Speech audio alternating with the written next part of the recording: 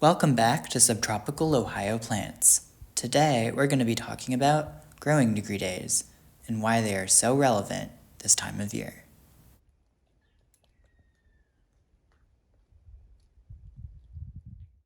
Growing degree days is a concept in plant phenology that is used to help predict the timing of plant flowering and growth over the course of the growing season.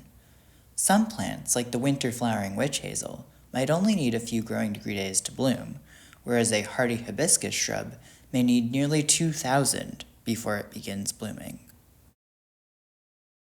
The equation for calculating a single day's accumulation of growing degree days in Fahrenheit is simply taking the daily average temperature and then subtracting 50.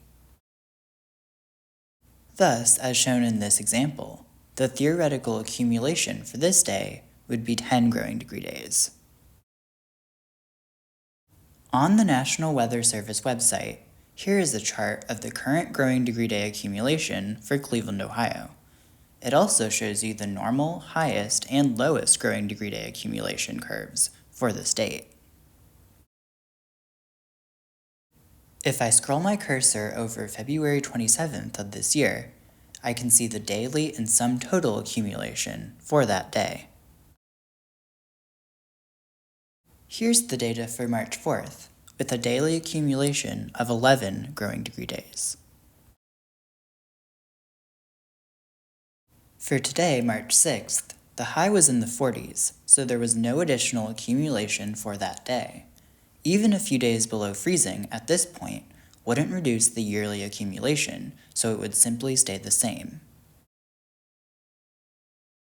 With the early spring shrubs starting to already bud out, it might seem like the growing season is already beginning, but the current 41 growing degree days is just a small fraction of the more than 3,000 growing degree days that will likely get accumulated over the entire growing season, as you see here.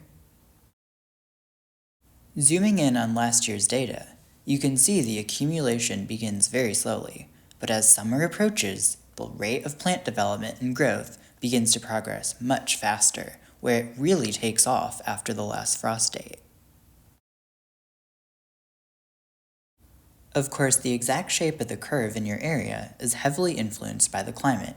Here in Anchorage, most trees leaf out in June, before accelerating in July and August. As a result, the accumulation curve appears to get squeezed where the growing season is far shorter. In Honolulu, on the other hand, the accumulation curve appears as a straight line, as the accumulation in January is similar to July.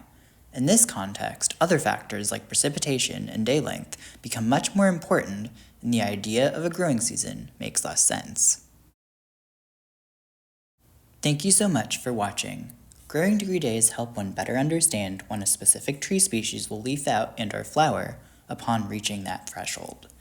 It's also interesting to see how the shape and scale of the accumulation curve is influenced by the prevailing climate in that location. I look forward to seeing you in the next video. Take care.